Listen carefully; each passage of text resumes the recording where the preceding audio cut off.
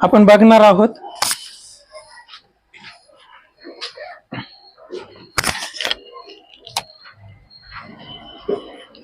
मत्तयाच्या पुस्तकाकडे आपण जात आहोत.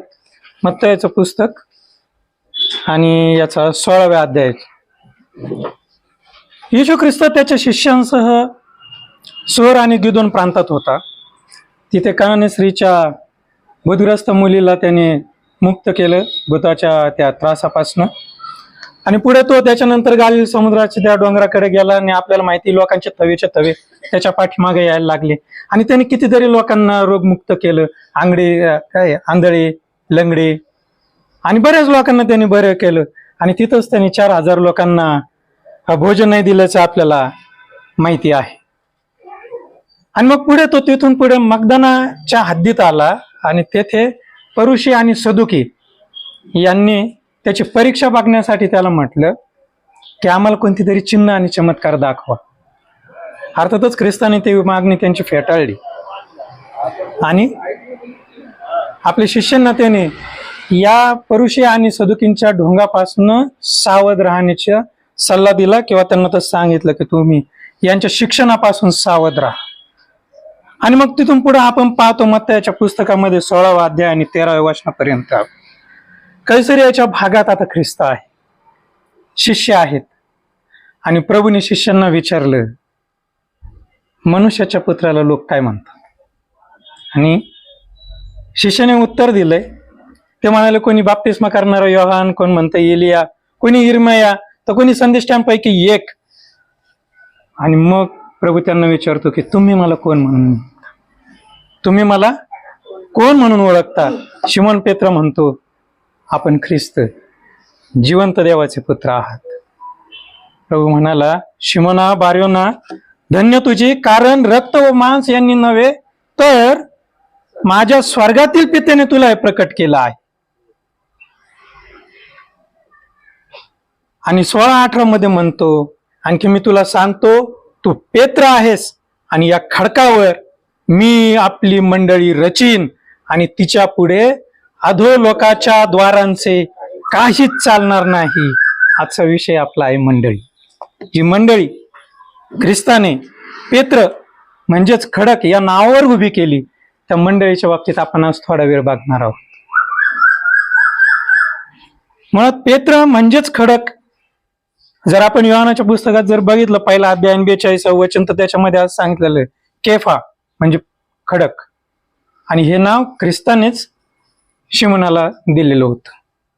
तर ही जी मंडळी, तर काय मंडळी म्हणजे काय, आपला विषय पहिला आपला पॉइंट असा आहे की मंडळी म्हणजे काय. आपण मंडळी म्हणजे काय थोडस बघूयात. तर लौकिक अर्थाने ज्या ठिकाणी आपण जर इतरांच्या नजरेत जर बघितलं, माझ्या मित्राला विचारलं की काय चर्च काय असतं, तुला काय वाटतं चर्च म्हणजे काय. आणि त्यांनी मला सांगितलं की तुम्ही लोक एकत्र येऊन जिथं एकत्र येतात भक्ती करता, तुमची पूजा करता, ते चर्च. म्हणजे लौकिक अर्थाने ज्या ठिकाणी प्रभू येशू ख्रिस्तावर विश्वास ठेवून त्याची उपासना करण्यासाठीची जी जागा म्हणून चर्च असं समजलं जातं. मात्र चर्च किंवा मंडळी याचा फार व्यापक अर्थ पवित्र शास्त्र आपणास सांगत आहे. चर्च म्हणजे केवळ इमारत नाही, संस्था नाही, लोकांचा समुदाय नाही, तर चर्च म्हणजे प्रभू येशू ख्रिस्ताचं शरीर आहे. पहिलं कोरिंथ्याचा 12वा अध्याय 12 ते 27. पहिले कोरिंथ याचा 12वा अध्याय आणि 12 पासून ते 27 पर्यंत मी पूर्ण नाही वाचणार. तुम्ही ख्रिस्ताचे शरीर असून वैयक्तिकरित्या त्यांचे अवयव आहात. तसे देवाने मंडळीत कित्येकांना नेमले आहे. प्रथम प्रेषित, दुसरे संदेष्टे, तिसरे शिक्षक, शिवाय अद्भुत कृत्य करणारे, निरोगी करण्याची कृपादाने मिळालेले. थँक्यू.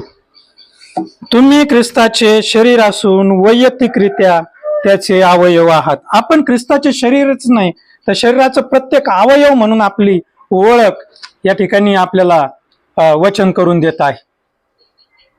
ज्याप्रमाणे माझ्याकडे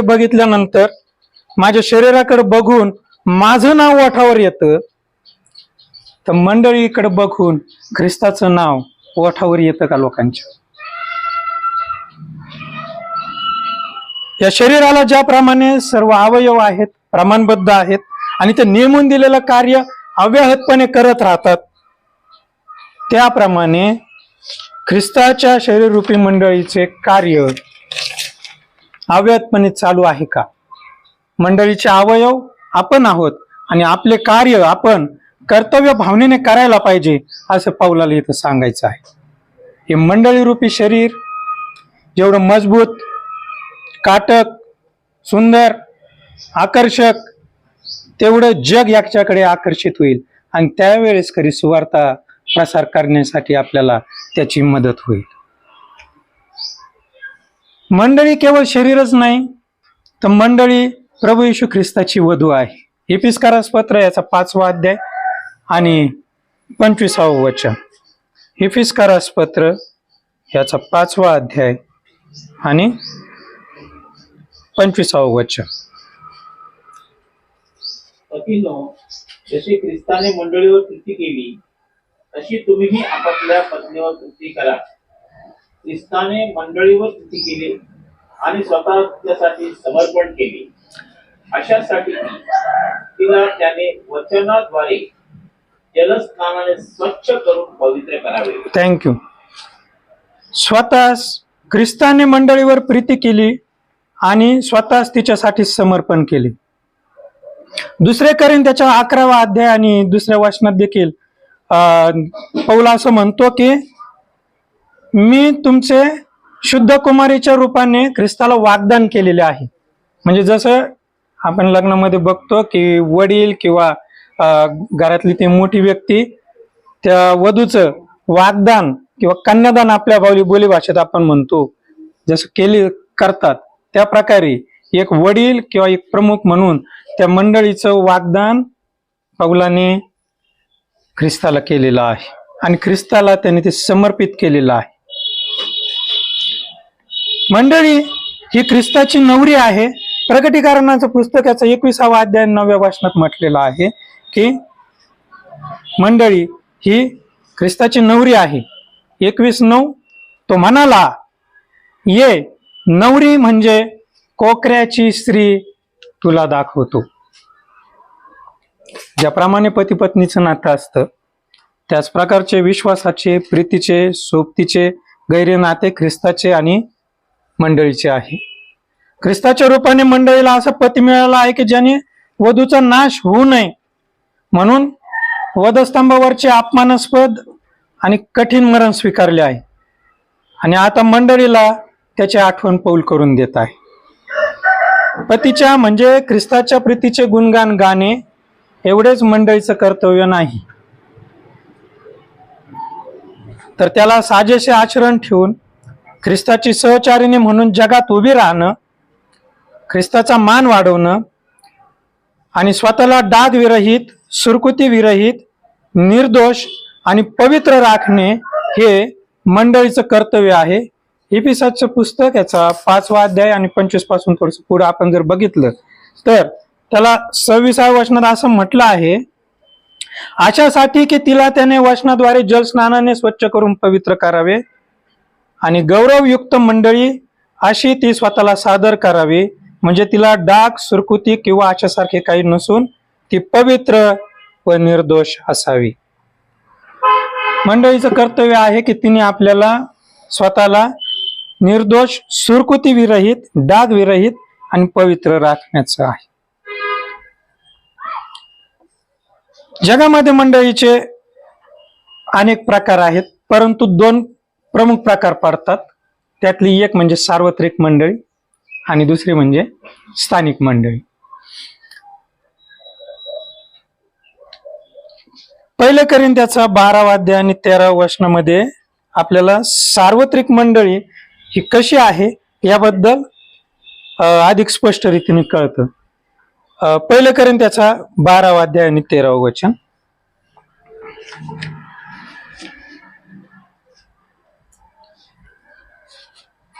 कारण आपण योग्य असू किंवा हेलेने असू, गुलाम असू किंवा स्वतंत्र असू, एक शरीर होण्यासाठी आपल्या सर्वांना एका आत्म्यात बप्तिस्मा मिळाला आहे हा, आणि आपण सर्व एकाच आत्म्याने संचरित झालो आहोत. बरोबर. मग आपण यहूदी असो, हेलेनी असो, महाराष्ट्रीयन असो किंवा इंग्लंडचे असो किंवा कुणी असो, आपण या काळात असो किंवा यापूर्वीच्या युगाच्या आधीच्या काही काळामध्ये असलेले असो, येशू ख्रिस्तावरील विश्वासाद्वारे जे देवाशी जोडले गेलेले आहेत असे सर्व, मग तिथं कोणत्याही प्रकारचा भेद किंवा कोणत्याही प्रकारच्या त्याला लाईन्स नाही आहेत, त्याला बॉर्डर्स नाही आहेत,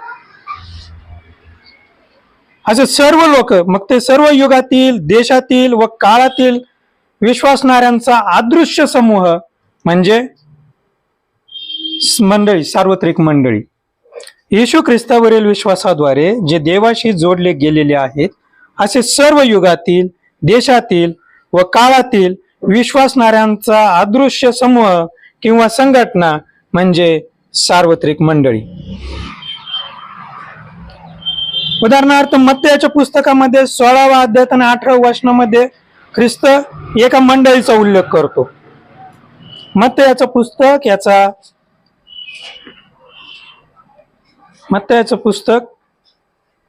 याचा 16वा अध्याय. आणखी मी तुला सांगतो, तू पेत्र आहेस आणि ह्या खडकावर मी आपली मंडळी रचीन व तिच्या पुढे अधोलोकाच्या द्वाराचे काही चालणार. हो, जी मंडळी पेत्र म्हटलेल्या खडकावर ख्रिस्तांनी रचलेली आहे ती मंडळी ही सार्वत्रिक मंडळी आहे. तिच्या पुढे कोणत्याही अधोलोकाच्या द्वाराचं काही चालणार नाही असं ख्रिस्त येथे म्हणत आहे. दुसरा जो मंडळीचा प्रकार आहे तो म्हणजे स्थानिक मंडळी. स्थानिक मंडळी येशू ख्रिस्तावरील विश्वासाद्वारे जे देवाशी जोडले गेलेले आहेत अशा विश्वासणाऱ्यांची दृश्य समूह किंवा संघटना म्हणजे स्थानिक मंडळी. येशू ख्रिस्तावरील विश्वासाद्वारे जे देवाशी जोडले गेलेले आहेत असे अदृश्य संघटना किंवा समूह सार्वत्रिक मंडळी, जागतिक मंडळी. आणि येशू ख्रिस्तावरील विश्वासाद्वारे जे देवाशी जोडले गेलेले आहेत अशी दृश्य समूह किंवा संघटना म्हणजे स्थानिक मंडळी. उदाहरणार्थ रोम 16:5 मध्ये घरात जमणारी मंडळी. रोम करासपत्र याचा 16वा अध्याय आणि 5वं वचन.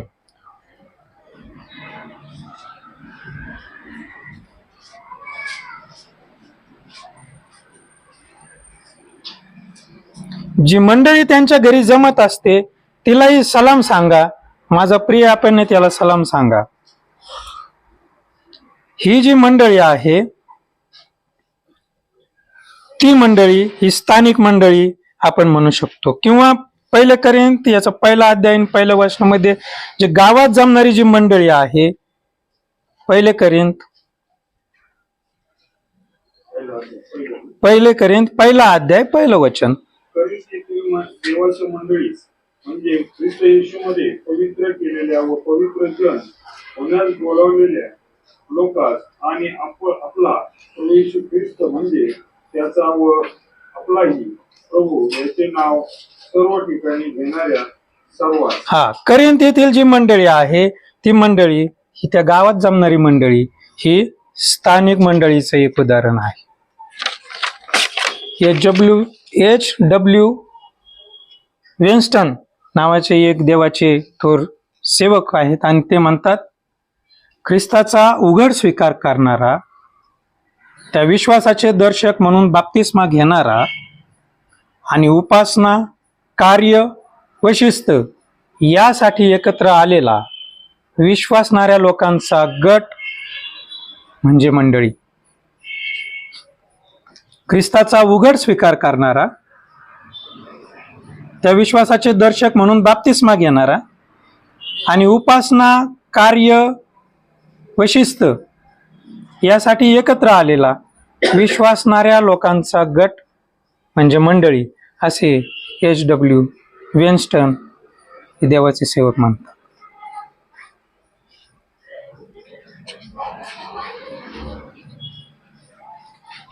आतापर्यंत आपण मंडळी म्हणजे काय, मंडळीचे प्रकार या गोष्टी आपण पाहिल्यात.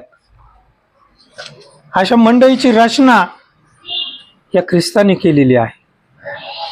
मंडळीची रचना कशा प्रकारे केलेली आहे त्याकडे आपण थोडस लक्ष देऊयात. मंडळीची रचना ही स्वतः प्रभू येशू ख्रिस्ताने केलेली आहे. आपण पहिलंच वचन वाचलं होतं मत्तयाच्या पुस्तकामध्ये, आणि त्याच्यामध्ये तो म्हणतो की पेत्र म्हटलेल्या या खडकावर मी आपली मंडळी रचीन. तर मंडळीची रचना ही प्रभू येशू ख्रिस्ताने स्वतः केलेली आपल्याला तिथे दिसते. मंडळीच्या रचनेमध्ये अनेक घटक येतात. एफेस पत्र याच्या 4था अध्याय आणि 11व्या वचनामध्ये त्याबद्दल अधिक स्पष्ट रीतीने सांगितलेलं आहे. एफेस पत्र याचा 4था अध्याय आणि 11वं वचन. आणि त्याने कोणी प्रेषित, कोणी संदेष्टे, कोणी सुवार्तिक, कोणी पाळक व शिक्षक असे नेमून दिले. होय, या मंडळीमध्ये कोणी प्रेषित, कोणी संदेष्टे, कोणी सुवार्तिक, कोणी पाळक व शिक्षक असे नेमून दिलेले आहे. मंडळीमध्ये अध्यक्ष आहेत, वडील आहेत, सेवक आहेत, सेविका आहेत, सुवार्तिक आहेत, शिक्षक आहेत आणि असे विविध जबाबदाऱ्या घेणारे लोक त्या ठिकाणी आहेत. आणि मग या प्रत्येकाचे वेगवेगळे कार्य त्या ठिकाणी आपल्याला बघायला मिळतात. आणि अध्यक्षाचं कार्य कशा प्रकारे असतं हे बघण्यासाठी आपल्याला पहिल्या तिमोथी याचा 3रा अध्यायामध्ये जर आपण गेलं तर आपल्याला अध्यक्ष म्हणजे काय हे आपल्याला तिथं अधिक स्पष्ट रीतीने सांगितलेलं आहे. पहिले तिमोथी याचा 3रा अध्याय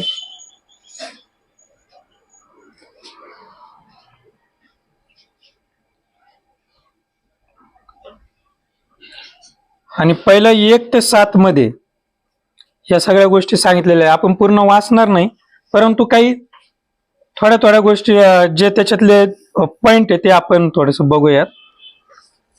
सर्वप्रथम तर असं म्हटलेलं आहे की जो कोणी अध्यक्षाचं काम करू पाहतो तो चांगल्या कामाची अपेक्षा करतो. अध्यक्षाचं काम करणं म्हणजे चांगल्या कामाची आकांक्षा धरणं आहे, चांगलं आहे, चांगलं काम करणं आहे.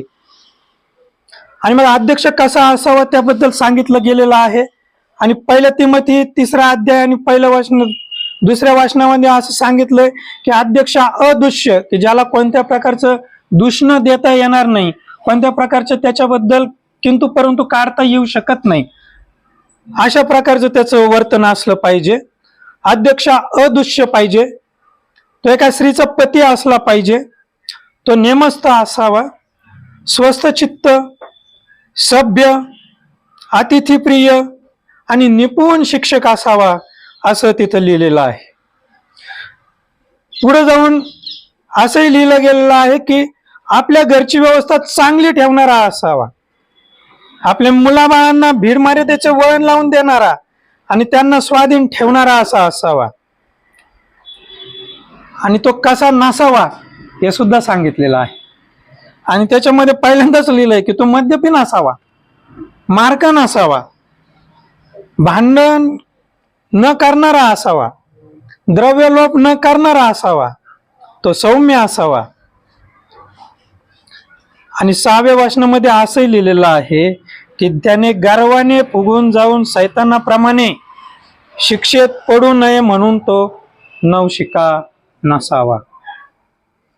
अध्यक्ष कसा असावा याच्या फार एवढ्या गोष्टी सांगितलेल्या आहेत, जो कोणी वाचल अध्यक्षच होणार नाही. अध्यक्ष हा अदुष्य, एका स्त्रीचा पती, नेमस्थ, स्वस्थ चित्त, सभ्य, अतिथीप्रिय, निपुण शिक्षक असा असावा. तो आपल्या घरची व्यवस्था चांगली ठेवणारा असावा, मुलाबाळांना भीड मर्यादेचे वळण लावून देऊन त्यांना स्वाधीन ठेवणारा असावा, तो मद्यपी व मारका नसावा, सौम्य, भांडण न करणारा, द्रव्यलोभ न धरणारा असा असावा, असं पहिल्या तिमोथीमध्ये सांगितलेलं आहे. तिथच्या पुस्तकामध्ये जर बघितलं तर पहिल्या अध्यायात आणि 7 ते 9 मध्ये देखील याच गोष्टी सांगितलेल्या आहेत. तिथच्या पुस्तकात पहिला अध्याय 7 आणि 9, 7 ते 9. अध्यक्ष हा देवाचा कारभारी आहे, म्हणून तो निर्दोष असला पाहिजे. तो स्वच्छंदी, रागीट, मद्यपी, मारका, अनीतीने पैसे मिळवणारा नसावा, तर अतिथीप्रिय, चांगुलपणाची आवड धरणारा, मर्यादशील, नीतिमान, पवित्र, संयमी आणि दिलेल्या शिक्षणानुसार जे विश्वसनीय वचन त्याला धरून राहणारा असा असावा. यासाठी की त्याने सुशिक्षणाने बोध करण्यास व उलट बोलणाऱ्यांना कुंठित करण्यासही समर्थ असावे. वडील कसे असावेत त्याबद्दल देखील आपल्याला पेत्र लिहितो. पहिले पेत्र याचा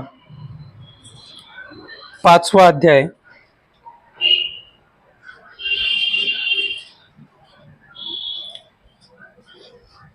पहिले पेत्र याचा 5वा अध्याय आणि 1 ते 3. तुमच्यातील वडिलांना जो मी सोबतीचा वडील, ख्रिस्ताच्या दुःखाचा साक्षी व प्रकट होणाऱ्या गौरवाचा वाटेकरी, तो मी असा बोध करतो की तुमच्यामधील देवाच्या कळपाचे पालन करावे लागते म्हणून नव्हे, तर देवाच्या इच्छेप्रमाणे आणि संतोषाने त्याची देखरेख करा. द्रव्य लोभाने नव्हे, तर उत्सुकतेने करा. तुमच्या हाती सोपवलेल्या लोकांवर धनीपण करणारे असे नव्हे, तर कळपाला कित्ते व्हा.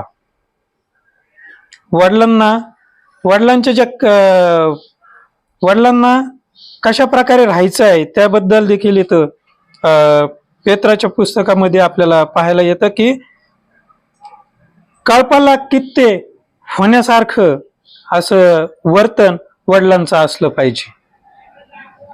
तिथच्या पुस्तकामध्ये आत्ताच आपण बघितलं, त्याच्यात एक वचन आधी जर बघितलं, तिथचं पुस्तक पहिलाच अध्याय आणि 6व्या वचनामध्ये जर आपण बघितलं तर तिथं वडील कसे असावेत याबद्दल सांगितलं गेलेलं आहे.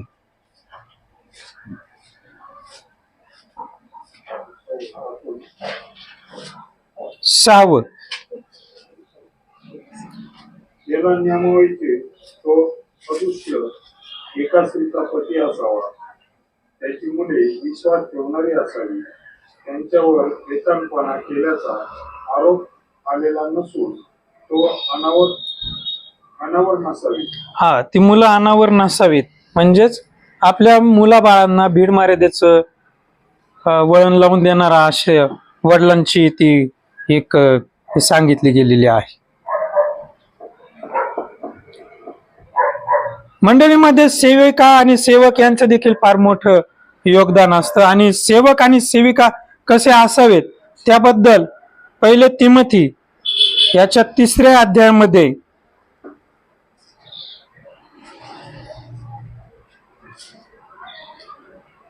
पहिले तिमोथी याचा 3रा अध्याय आणि 8 ते 12.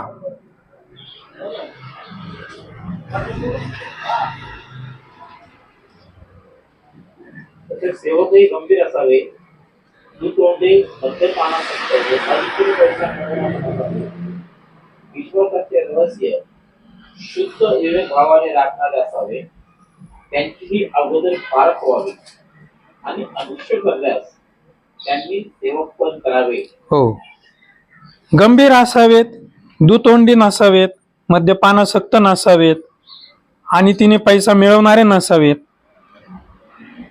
आणि विश्वासाचे रहस्य शुद्ध विवेक भावाने राखणारे असावेत. ज्याप्रमाणे सेवकांबद्दल बोललेलं आहे त्याच प्रकारे सेविकांबद्दल देखील सांगितलेलं आहे की स्त्रिया देखील गंभीर असाव्यात, चहाड नसाव्यात, नेमस्त व सर्व गोष्टींविषयी विश्वासू असणाऱ्या असाव्यात.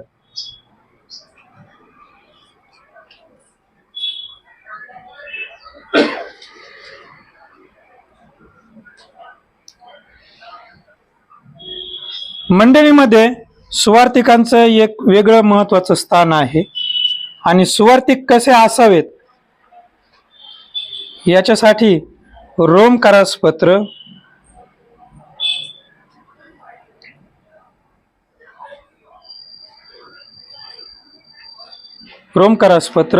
याचा 10वा अध्याय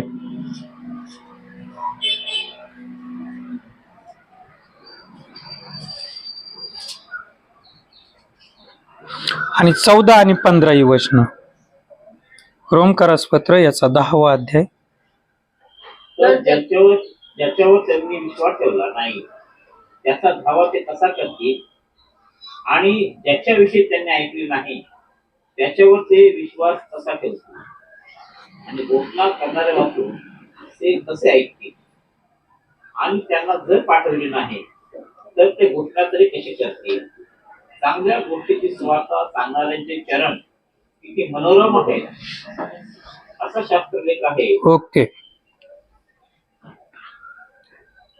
जो कोणी प्रभूचे नाव घेऊन त्याचा धावा करेल त्याचे तारण होईल, आणि जर त्यांना जर पाठवलेच नाही तर ते घोषणा तरी कशी करतील. घोषणा करणाऱ्या वाचून ऐकणारे कसे ऐकतील. सुवार्तिकांना घोषणा करण्याचं, सुवार्ता प्रसार करण्याचे विशेष कार्य सुवार्तिकांना दिलं गेलेलं आहे. सुवार्तिकांनी घोषणा करायची आहे आणि संपूर्ण जगाला सांगायचं आहे की जी महान आज्ञा ख्रिस्ताने आपल्याला दिलेली आहे की जा संपूर्ण सृष्टीला जाऊन सुवार्तेची घोषणा करा, हे काम सुवार्तिकाला करायचं आहे. आणि सुवार्ता सांगणाऱ्यांचे चरण किती मनोरम दिसतात असं शास्त्रलेख इथं दिलेला आहे. सुवार्तिकानंतर मंडळीमध्ये शिक्षक देखील असतात, आणि शिक्षकांसाठी आपण तिथंचं पुस्तक याचा 2रा अध्याय आणि 7वं वचन.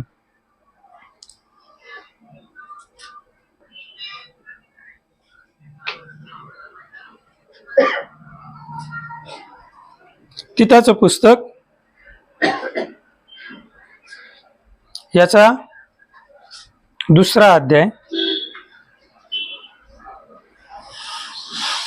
सर्व गोष्टींविषयी चांगल्या कामाचा किस्सा असे आपणाला दाखव. सिद्धता, गांभीर्य व त्याला दोष लावता येत नाही असे संभाषण यांनी तुझे उपयुक्त असेल. हो. शिक्षकांचं संभाषण असं पाहिजे, शिक्षकांचं भाषण असं पाहिजे की त्यांना कोणीही दोष लावता कामा नये. अशा प्रकारचं बोलणं, अशा प्रकारचं शिक्षण देण्याचं शिक्षकांना सांगितलं गेलेलं आहे. त्याचबरोबर त्यांच्यामध्ये शुद्धता असली पाहिजे, गांभीर्यता असली पाहिजे असं देखील इथं सांगितलं गेलेलं आहे. देवाच्या नावाला धन्यवाद असो की आपल्याला असे शिक्षक मिळालेले आहेत, आपल्याला असे मार्गदर्शक मिळालेले आहेत की ज्यांच्या बोलण्यामुळं प्रत्येक वेळेस आपल्या ज्ञानात भर पडते, जे आपल्यासाठी कित्ता म्हणून उभे आहे. मंडळीच्या रचनेबरोबरच मंडळीची कार्यपद्धती हा एक महत्वाचा टॉपिक आहे की मंडळीची कार्यपद्धती कशी असली पाहिजे, एक आदर्श मंडळी कशा प्रकारे कार्य करते याकडे पण आपण बघणार आहोत. जगामध्ये साधारणतः 3 प्रकारे कार्य करणाऱ्या का कार्यपद्धतीने चालणाऱ्या मंडळ्या आहेत. त्यातली एक आहे एपिस्कोपल पद्धत, ज्या ठिकाणी अध्यक्ष किंवा बिशप ज्यांना आपण म्हणतो त्यांना सर्व अधिकार असतात.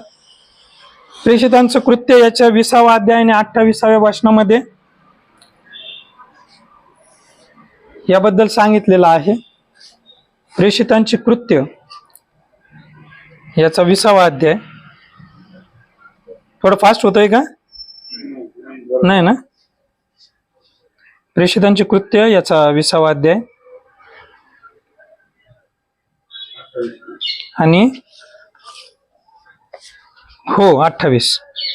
तुम्ही स्वतःकडे व ज्या कळपात पवित्र असल्याने तुम्हाला अध्यक्ष करून ठेवले त्या सर्वांकडे लक्ष द्या, यासाठी की देवाची जी मंडळी त्याने आपल्या रक्ताने स्वतःकरता मिळवली तिचे पालन तुम्ही करावे. तिचे पालन पोषण तुम्ही करावे. त्या प्रकारची जी मंडळीची कार्यपद्धती आहे, यामध्ये अध्यक्षाला सर्व अधिकार दिलेले असतात आणि तो त्यासाठी संपूर्णपणे जबाबदार असतो. दुसरी पद्धत आहे प्रेस्बिटेरियन पद्धत. याच्यामध्ये वडील मंडळीला सर्व अधिकार दिले गेलेले असतात. प्रेषितांचे कृत्य याचा 20वा अध्याय आणि 17वे वचन. 20वा अध्याय आणि 17वे वचन.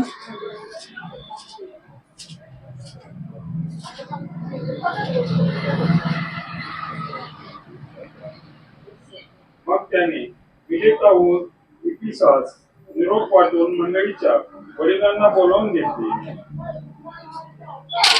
आणि ते त्याच्या जवळ आल्यावर त्याने त्यांना म्हटले, आणि मग पुढे त्याचं ते संभाषण दिसत आहे की या ठिकाणी देखील त्याने वडिलांना बोलून घेतलं आणि वडिलांना सांगितलेलं आहे की कशा प्रकारे या मंडळीचं पालन पोषण करायचं आहे आणि त्याच्यावरती कसे. त्याचबरोबर तिथंच पुस्तक याचा 1ला अध्याय आणि 5वं वचन. याच्यामध्ये देखील आपल्याला प्रेस्बिटेरियन पद्धत दिसून येते की जेथे सर्व अधिकार हे वडील मंडळीला दिलेले आहेत. मी तुला प्रेषक यासाठी करून आलो की तू अपुऱ्या राहिलेल्या गोष्टीची व्यवस्था करावी आणि मी तुला आज्ञा केल्याप्रमाणे तू प्रत्येक नगरात वडील नेमावे. ज्याला नेमवायचे आदर्श एका स्त्रीचा पती असावा, त्याची मुले विश्वास ठेवणारे. ठीक आहे, ओके ओके, तिथपर्यंतच. पहिला 5वं अध्याय 5वं वचन फक्त. तू प्रत्येक नगरात वडील नेमावेत आणि त्यांची व्यवस्था त्यांनी करावी. ही जी पद्धत आहे ही प्रेस्बिटेरियन पद्धत आहे. आणि तिसरी पद्धत आहे ती म्हणजे कॉंग्रिगेशनल पद्धतीमध्ये सभासदांना अधिकार असतात. आणि मत्तयाचं पुस्तकाचा 18वा अध्याय आणि 15 ते 17 मध्ये याचं उदाहरण दिसतं. कॉंग्रिगेशनल पद्धतीचं उदाहरण आहे मत्तयाचं पुस्तक याचा 18वा अध्याय आणि 15 ते 17 ही वचनं.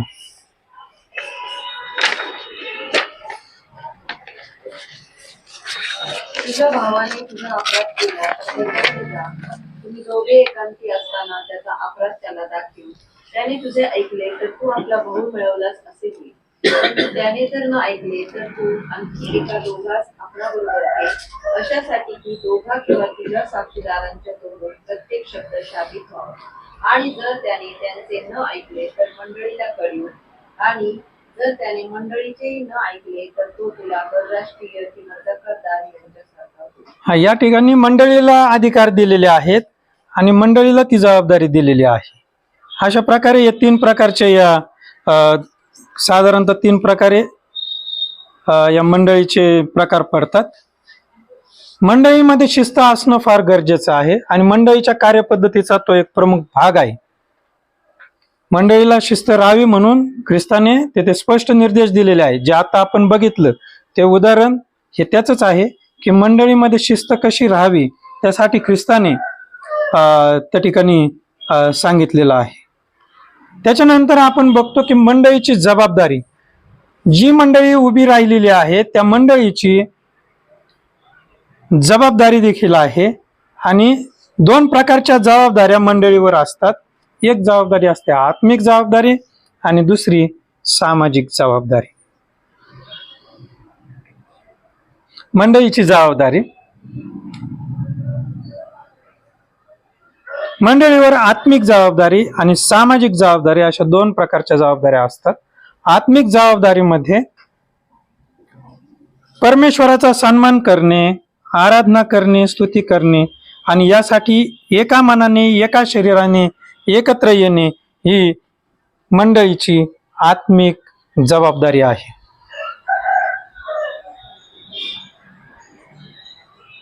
आणि संपूर्ण सृष्टीला जाऊन सुवार्तेची घोषणा कर.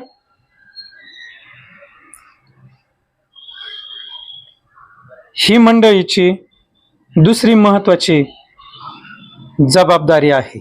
सुवार्तेचा प्रचार करणे, प्रसार करणे, शिष्य बनवणे, त्यांना विश्वासणाऱ्यांना बाप्तिस्मा देणे, मत्तयाचं पुस्तक याचा 28वा अध्याय आणि 19 आणि 20 मध्ये ही महान आज्ञा आपल्याला दिसते आणि त्या महान आज्ञेची जबाबदारी ही मंडळीला दिलेली आहे. त्यानुसार सुवार्तेचा प्रचार करणे, प्रसार करणे, शिष्य बनवणे, विश्वासणाऱ्यांना बाप्तिस्मा देणे ही मंडळीची महत्वाची आत्मिक जबाबदारी आहे.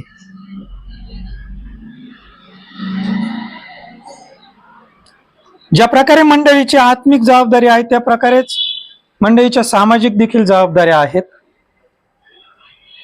मंडळी समाजातील महत्वाचा घटक आहे. म्हणून समाजाप्रती मंडळीचे काही कर्तव्य आहेत, काही जबाबदाऱ्या आहेत. मंडळीतील गरीब, अनाथ, विधवा यांचा समाचार घेणे, त्यांना आधार देणे ही मंडळीची सामाजिक जबाबदारी आहे.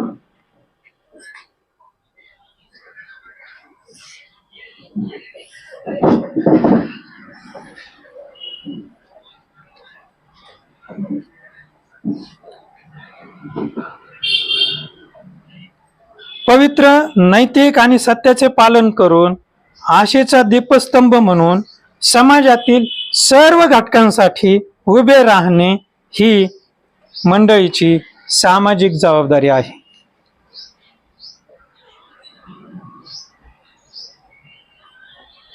मंडळीतील गरीब, अनाथ, विधवा यांचा समाचार घेणे आणि पवित्र, नैतिक आणि सत्याचे पालन करून आशेचा दीपस्तंभ म्हणून समाजातील सर्व घटकांसाठी उभे राहणे ही सामाजिक जबाबदारी आहे. आपल्या भारत देशामध्ये मिशनऱ्यांनी आपली आत्मिक जबाबदारी देखील पार पाडली आणि फार मोठ्या प्रमाणावर सामाजिक जबाबदारी देखील पार पाडली. आपल्या नगर शहरामध्ये दिसलेले booth hospital, Clara Bruce high school आणि अशा अनेक संस्था ही ती सामाजिक जबाबदारीची उदाहरणं आहेत. आणि ह्युम मेमोरियल सारखं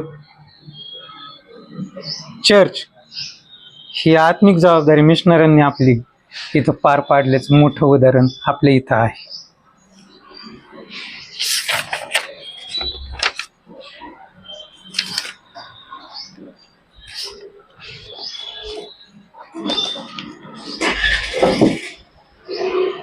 मंडळीची जबाबदाऱ्या झाल्या, मंडळीची वाढ कशा प्रकारे होईल हा एक महत्वाचा विषय आपल्याला या ठिकाणी बघायचा आहे. मंडळीची वाढ.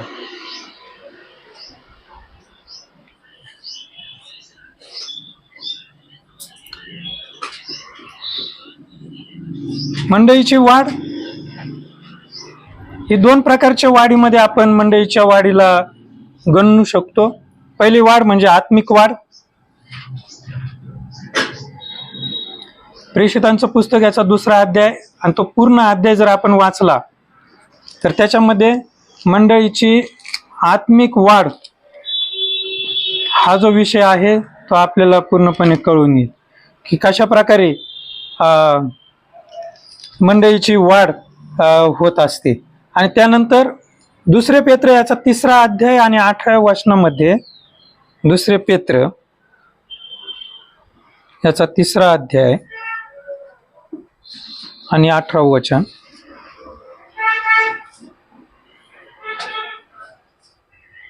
आणि आपला प्रभू व तारणारा येशू ख्रिस्त याच्या कृपेत व ज्ञानात वाढत जा. हे प्रभू येशू ख्रिस्ताच्या कृपेत आणि ज्ञानात वाढणे ही मंडळीची आत्मिक वाढ आहे. बऱ्याचदा ज्या ठिकाणी आपली प्रार्थना वगैरे असते त्या ठिकाणी पाळक साहेब जो शेवटचा आशीर्वाद देतात ना, तो शेवटचा आशीर्वाद त्यामध्ये आपली आत्मिक वाढ अधोरेखित केलेली असते. आज पण आशीर्वादाचं संध्याकाळी शेवटचा आशीर्वाद मिळणार आहे आणि त्यावेळेस आपण नक्की ही गोष्ट या नजरेने बघूयात की कशा प्रकारे त्या आत्मिक वाढ त्याच्यामध्ये अधोरेखित केली जाते. त्याच्यानंतर प्रेषितांची कृत्य याचा 2रा अध्याय आणि 42वं वचन.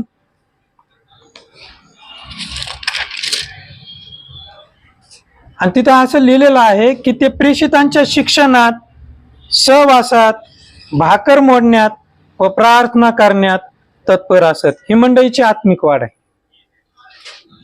शिक्षणात, सहवासात, भाकर मोडण्यात आणि प्रार्थना करण्यात तत्पर असणे ही मंडळीची आत्मिक वाढीचं लक्षण आहे. मंडळीची संख्यात्मक वाढ हा मंडळीचा दुसरा प्रकार आहे. कशा प्रकारची वाढ होते? संख्यात्मक वाढ देखील होते.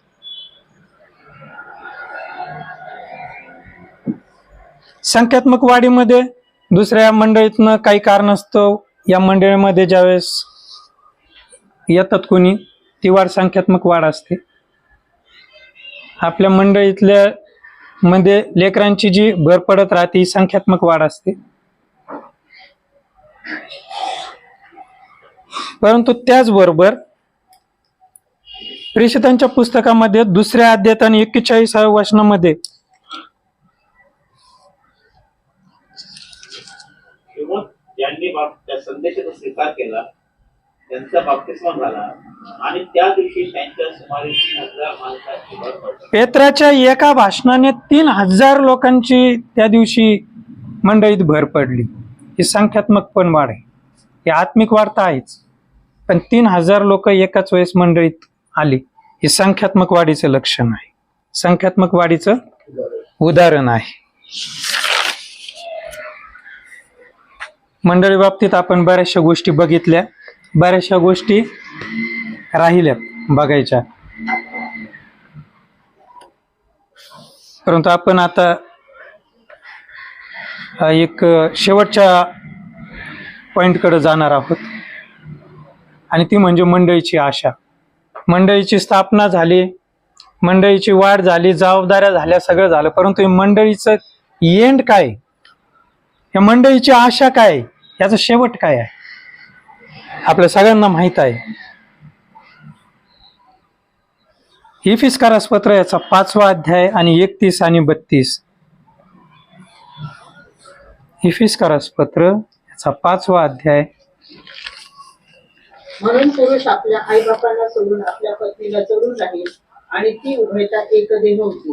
हे रहस्य मोठे आहे, पण मी ख्रिस्त व मंडळी यांच्या संबंधाने बोलतो. ख्रिस्त आणि मंडळी यांच्या संबंधाने बोलत आहे. ख्रिस्त आणि मंडळी ही सदा सर्व काळासाठी एकरूप राहणार आहे. ख्रिस्ताचं आणि मंडळीचं सतत शेवटपर्यंत एकत्र राहण्याची इथं गॅरंटी दिली गेलेली आहे. दुसरी गोष्ट, पहिले तेसलोनिकरास पत्र याचा 4था अध्याय आणि 13 पासून तर 18 पर्यंत. पहिले तेसलोनिकरास पत्र याचा 4था अध्याय आणि बंधुजन व झोपी गेलेल्या लोकांविषयी तुम्ही आजाद नसावे अशी आमची इच्छा आहे. यासाठी की ज्यांना आशाच नाही अशा बाकीच्या लोकांसारखा तुम्ही खेद करू नये. कारण येशू मरण पावला, तो पुन्हा उठला असा जर आपला विश्वास आहे, तर त्याप्रमाणे येशूद्वारे जे झोपी गेले आहे त्यांना देव त्याच्या बरोबर आहे. हा, येशूच्या द्वारे जे झोपी गेलेले आहेत ते मंडळीचे काय, आणि मग त्यांना ख्रिस्त ज्यावेळेस दुसऱ्या ज्यावेळेस येईल त्यावेळेस त्याच्या सोबत तो घेऊन येणार आहे. ही मंडळीला एक मोठी आशा आहे. दुसरे तिमोथी याचा 4था अध्याय आणि 18वे वचन. दुसरे तिमोथी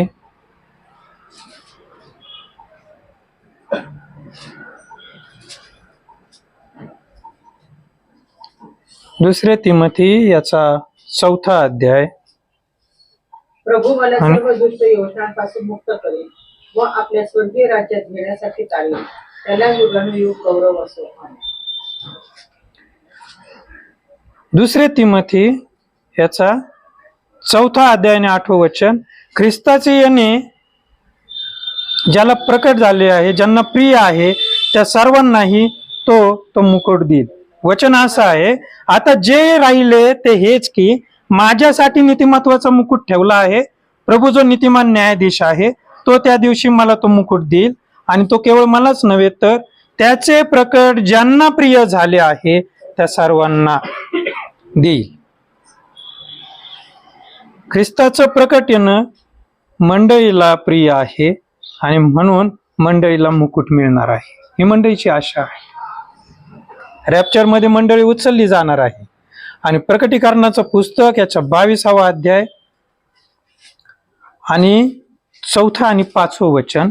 प्रकटीकरणाचं पुस्तक. ते त्याचे मुख पाहतील हम्म, व त्याचे नाव त्याच्या कपाळावर असेल. हम्म. पुढे रात्र असणार नाही आणि त्यांना दिव्याच्या अथवा सूर्याच्या प्रकाशाची गरज नाही, कारण प्रभू देव त्याच्यावर प्रकाश पाडेल आणि ते युगानुयुग राज्य करेल. आणि ते युगानुयुग राज्य करील. मंडळी युगानुयुग राज्य करणार आहे ख्रिस्ताबरोबर. मंडळीची आशा आहे, मंडळी ख्रिस्ताबरोबर युगानुयुग राज्य करणार आहे.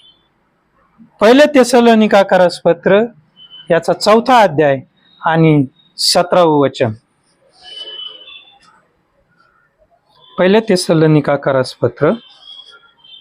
नंतर जिवंत उरलेले आपण त्याच्याबरोबर प्रभूला सामोरे होण्यासाठी मेघारूढाच्या अंतराळात घेतले जाऊ आणि तसेच सदा सर्वदा प्रभूजवळ राहू. सदा सर्वदा प्रभूजवळ राहण्याची आशा मंडळीला आहे. अशा प्रकारे मंडळीच्या बाबतीमध्ये आज आपण थोडक्यात बघितलेलं आहे. जाता जाता एवढंच सांगेल, जिनकी जाने लहू से धुली है संग ले जाएगा, अपनी दुल्हन को लेने यीशु राजा आएगा. ते बाप करो आणि आपण सर्वांना त्याच्यासोबत सदा सर्व राहण्यासाठी तो घेऊन जा. आमेन.